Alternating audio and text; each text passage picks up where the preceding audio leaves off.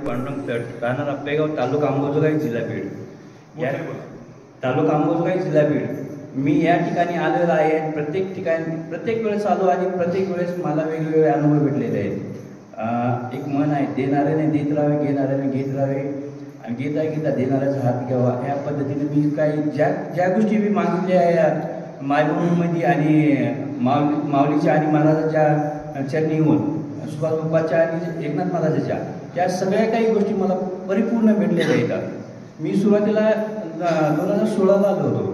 माझ्या जमिनीचे दावे चालू होते, अस्तव्यस्त होतो कारण आर्थिक परिस्थिती पण बिकट झालेली होती। 42 एकर माझी जमीन भांडणामध्ये होती। महाराजांनी प्रश्न केला की कसं होईल, महाराजांनी म्हणले तुझ्यासारखं होईल, थोडा वेळ लागेल। नंतर मी घरी आमंत्रण केलं, महाराजांनी दिलं आणि मी घरी घेऊन गेलो।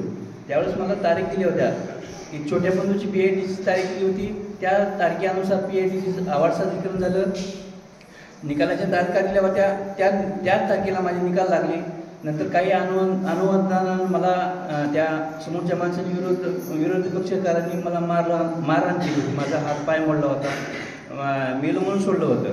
महाराजांनी आशीर्वाद दिला की तुला काही होणार नाही आणि 3 ते 4 महिन्याच्या आत तू काठी न किंवा कोणता आधार न घेता चालशील।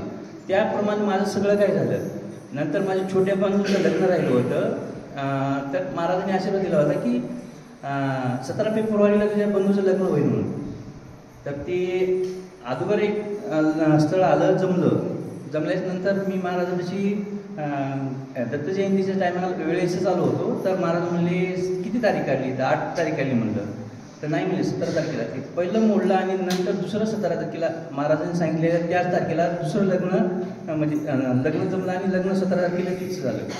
नंतर महाराजांनी मी विहीर पाडण्यासाठी गेल्या वर्षी आलो होतो, जानेवारीमध्ये आलो होतो। महाराजांनी आशीर्वाद घेतला, नारळ दिलं, महाराजांनी नारळ दिलं आणि विहीर पाडली।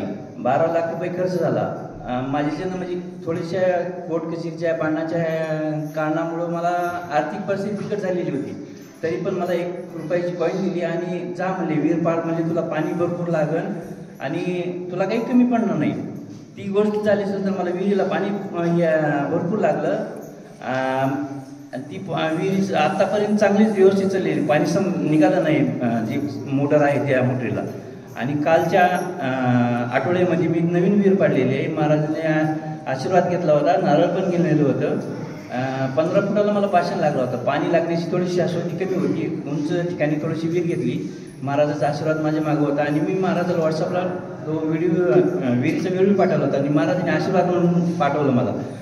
कमीत कमी 15 मिनिटाच्या आत मला नंतर आवाज घेतले आणि मला विहिरीला पाणी भरपूर लागलेलं आहे। 5.5ची मोटर आतापर्यंत बंद पडली नाही। आज 6वा दिवस आहे माझा। हीच ह्या मलकापूरचा महिमा आहे, जो येतो दुःखात येतो आणि आनंदात जातो। ह्या गोष्टी मला परिपूर्ण मान्य आहेत आणि असाच आशीर्वाद महाराजांचा माझ्या राहावा, कृपादृष्टी झाली।